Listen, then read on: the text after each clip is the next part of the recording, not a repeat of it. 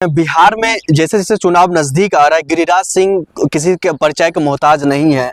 मुस्लिम महिलाओं को लेकर के अभद्र टिप्पणी करता है और वहीं दूसरी तरफ जो है एक अशोक यादव जो सांसद हैं वो कहते हैं नमक हराम है, हमारा अनाज लेता है, हमारा पैसा लेता है, वोट किसी और को देता है। देखिए, सबसे पहले तो जय हिंद साथियों।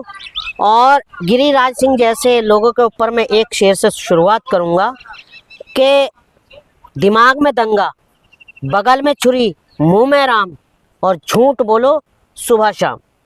गिरिराज सिंह जैसे, और जो अभी आपने एक नाम लिया जो भाजपा के सांसद हैं जी, अशोक यादव जी, जिनको किसी कास्ट से भी महिलाएं हो, चाहे वो हिंदू हो या मुस्लिम हो, जो महिलाओं का सम्मान नहीं कर सकते, वो देश को क्या खाक चलाएंगे।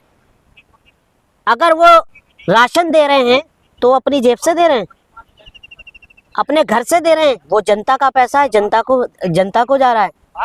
और रही बात गिरिराज सिंह जी की, नमक हराम, अरे नमक हराम मुसलमान नहीं है और ना ही नमक हराम मुस्लिम औरतें हैं। नमक हराम तो आप जैसे लोग हो जो आजादी के समय, इनके पूर्वजों का इतिहास उठा के देख लो। जिस वक्त हमारे देश में आजादी की लड़ाई लड़ी जा रही थी, हमारे पूर्वज, हमारे हिंदू मुस्लिम भाई जिन्होंने देश के लिए कुर्बानियां दी, और ये लोग अंग्रेजों की बगल में ये लोग ऐसी बातें क्यों करते हैं जब चुनाव नजदीक आता है? देखिए, ये मुद्दों से ध्यान भटकाते हैं सिर्फ, क्योंकि इनके पास रोजगार नहीं है, इनके पास विकास नहीं है, इनके पास छात्रों को देने के लिए काम नहीं है। लोग पीएचडी कर रहे हैं, लोग डिग्रियां ले रहे हैं और फाइलें लेकर घूम रहे हैं। और हमारे देश के प्रधानमंत्री नरेंद्र मोदी जी हमारे देश के नौजवानों को संदेश दे रहे हैं कि रील बनाइए, रील।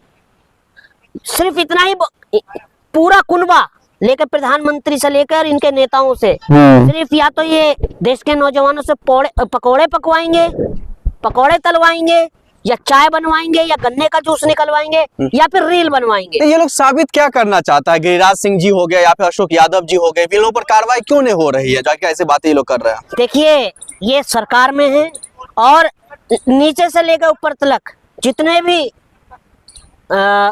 दल हैं वो सब इन्हीं क्या है। कार्रवाई कौन करेगा?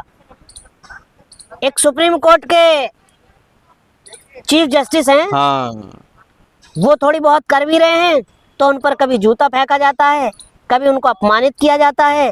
तो ये गिरिराज सिंह जैसे लोग देश में सुकून नहीं चाहते, ये देश में आग, नफरत की आग फैलाना चाहते हैं, क्योंकि इनके पास जो है काम धंधा कुछ है नहीं देने के लिए देश की जनता को। सिर्फ इनका ध्यान भटकाओ मुद्दों से, और ये जब ही होता है चुनाव में। चुनाव आएगा तो घुसपैठी आ जाएंगे, उसके बाद चुनाव कहीं और होगा तो दूसरी जगह घुसपैठी चले जाएंगे। ना इनके पास 2 करोड़ नौकरियां हैं, ना इनके पास हॉस्पिटल है, ना स्वास्थ्य पे काम है, ना इनके पास एजुकेशन है। सिर्फ इनसे नफरती बातें करा लो, भड़काऊ बातें करा लो, ताकि देश की जनता का ध्यान भटका जाए। इस वक्त कह रहे बिहार की दिशा दशा सब बदल देंगे अगर एनडीए की सरकार बनती है तो। 20 साल से बदल रहे हैं दशा, तो 20 साल से नीतीश कुमार है ना, जब क्यों नहीं बदली? देखिए, सुभाष चंद्र बोस ने एक नारा दिया था, वो आपको बता दूं और शायद देश की जनता भी मुझे सुने, कि तुम मुझे खून दो मैं तुम्हें आजादी दूंगा। आज वही नारा तेजस्वी यादव और राहुल गांधी नारा दे रहे हैं कि तुम हमें वोट दो, हम तुम्हें नौकरी देंगे।